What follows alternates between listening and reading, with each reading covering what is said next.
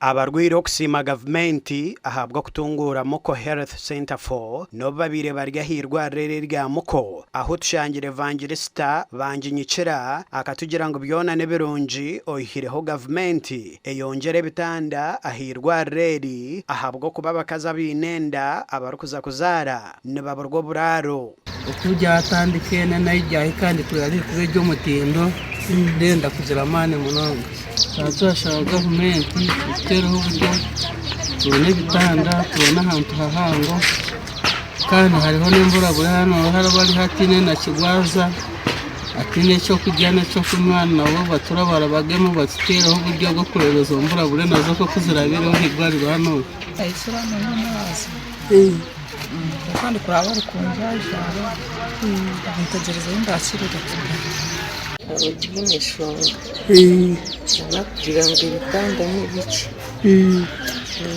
orukura abakozi ahabwa district ya Rubanda Samuel Nahabwe nagira ngo gavumenti nenda kufita hombe kamwe na miliyoni 200 omurimo go kongera kutungura by'amagara aho bine kugure bitandigana no kuronda abakozi abo kukora hirwa ready. It has been a health center for and the staffing has been for the health center 4 level, but effective 1st July 2025 it was upgraded to a district hospital, and the staffing in a district hospital is much more than a health center 4.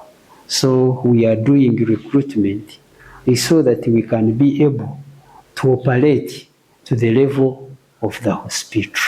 Ogo nagira ngo bahereze kurangira nemirimo erukwetagwa.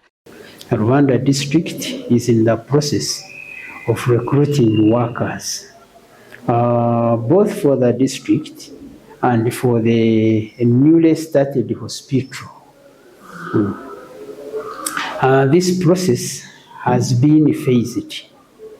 The first phase was for submissions of the staff that qualify for these positions.